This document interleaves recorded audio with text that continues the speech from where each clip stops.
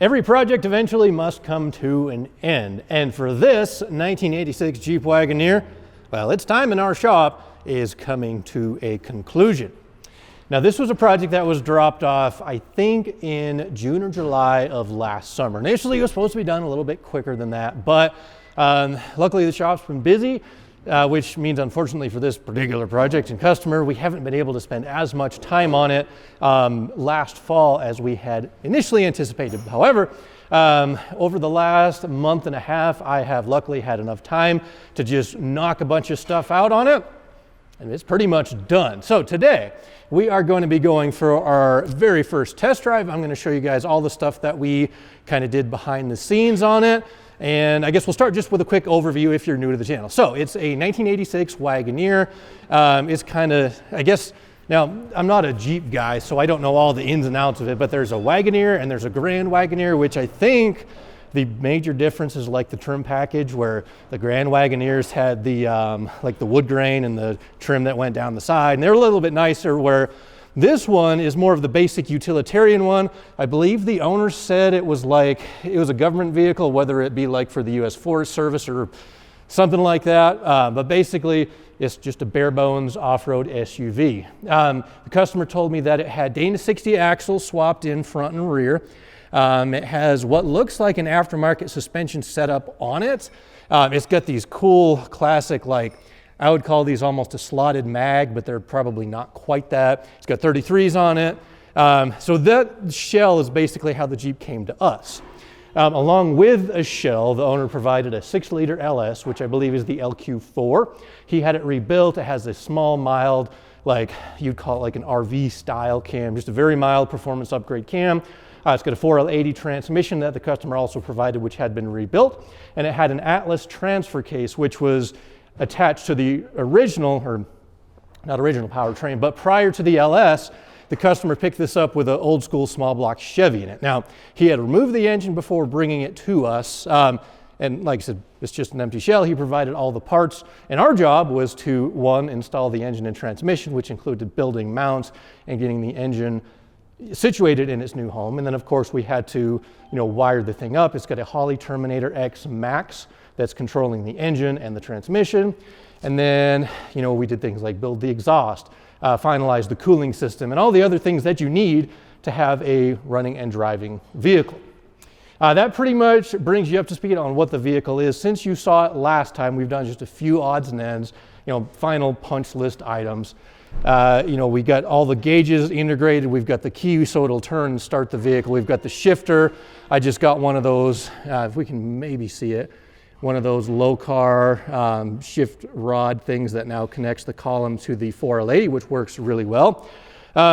He had these ARB compressors installed when it got here, and I forgot about them. And when I originally built the air intake, the filter was back a little bit, which interfered with where the compressors were mounted. So I put this in. Remember, this was supplied by the customer. Just returned it to where it was, redid the intake tube, so the filter now fits. Just a few other little odds and ends, and it's like the last 90% or the last 10% of the project, how it takes 90% of the time. So that's what I've been doing over the last couple of days. But basically, we got to put the hood on and clean it up a little bit, but it's done. So it's time to go for a test drive. So enough yapping, and let's hit the road.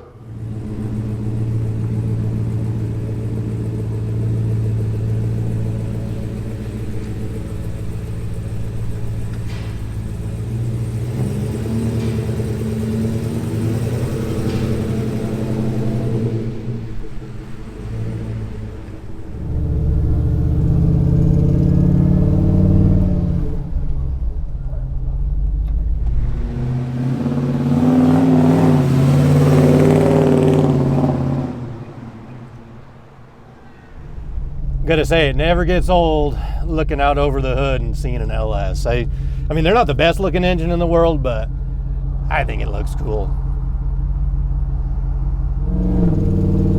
Now, it is worth mentioning as we take off here that the back window and the front window are down. So we hear a little bit more of the exhaust than I think we will than with it shut. But it's a decent day out. We actually are supposed to get a pretty intense storm. I think they said like a foot to 18 inches of snow where I live here in Colorado Springs. So I'm kind of running up against the weather. We're at the base of the mountain. You can't even see the top of Pikes Peak because of all the clouds, and maybe you can just see there's barely starting to get some raindrops out. So our time for a test drive is right now.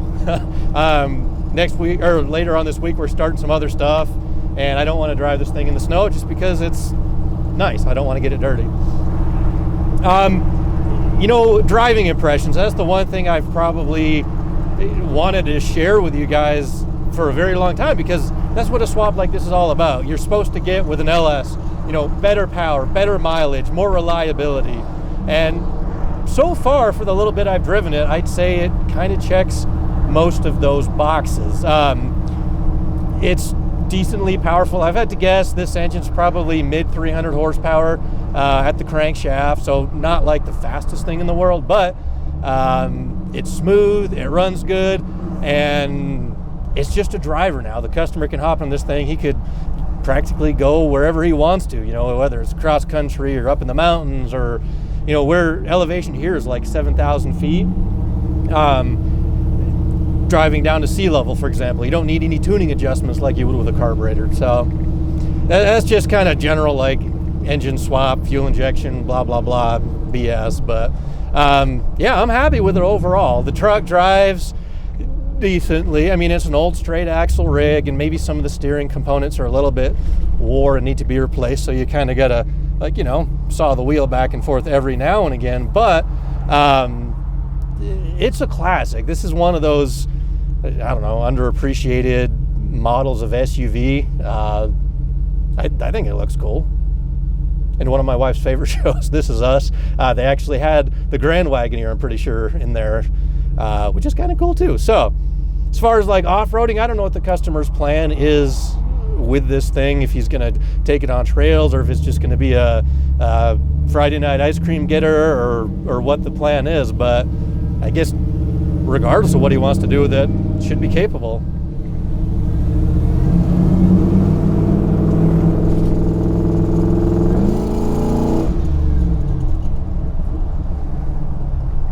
So we'll do a little bit of a pull here when we take off, just to kind of give you guys the full LS experience, if you will. Make sure we get enough road here.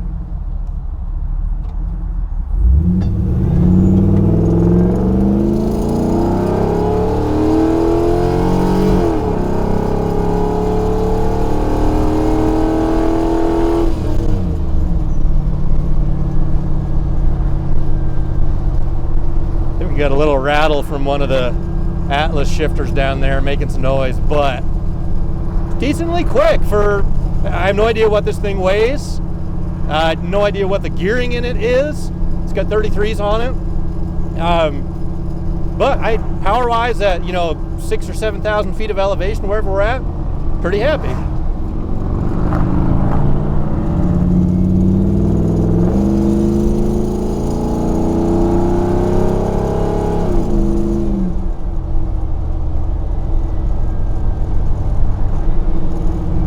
Gonna have to get some more Velcro for that thing. It keeps falling off.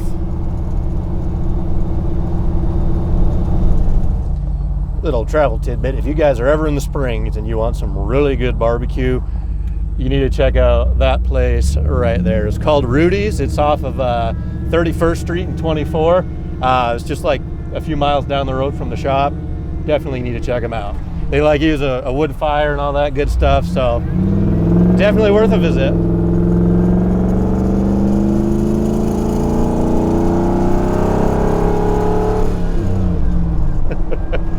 That exhaust sound, I love it. I think it's pretty cool. Although that shifter rattle, that's going to bug me. I'll have to look into seeing why the Atlas shifters do that. But it's just like all metal down there, so they just kind of rattle around.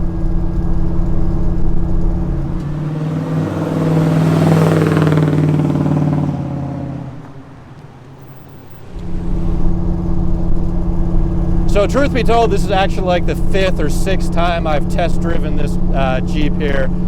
Just to make sure that everything does what it should. The owner's from another state, and I want to make sure it's, reliable before we send it out the door. So I've put maybe, I don't know, 30, 40 miles on it, something like that. Gotta say, it's pretty much done, guys. So we'll head back to the shop. I'll get the hood thrown on. He's got an engine cover. It's that guy back there. He had it painted up to match, or he said he matched the paint code for the Jeep originally. So we'll see how it looks. But other than that, she's done. So here we go.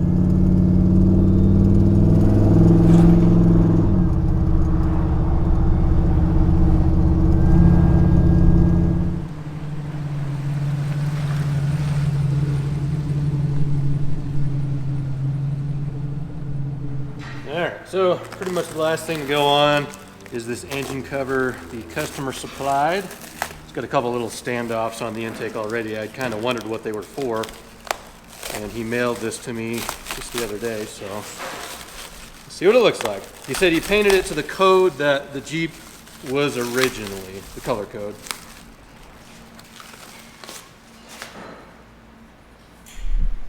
It's a pretty neat color, I guess.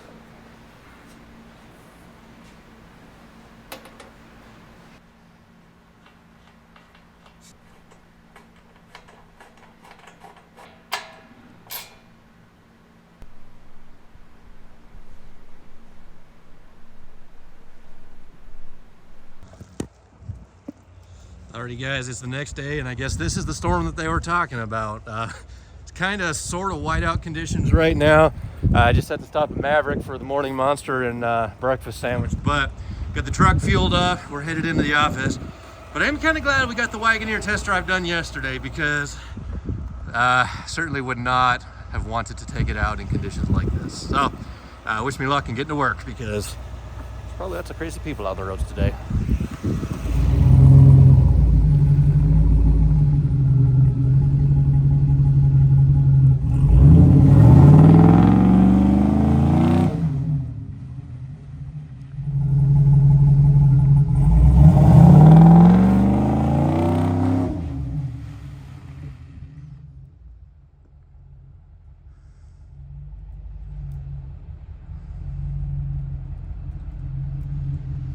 And just like that, we are 100% complete.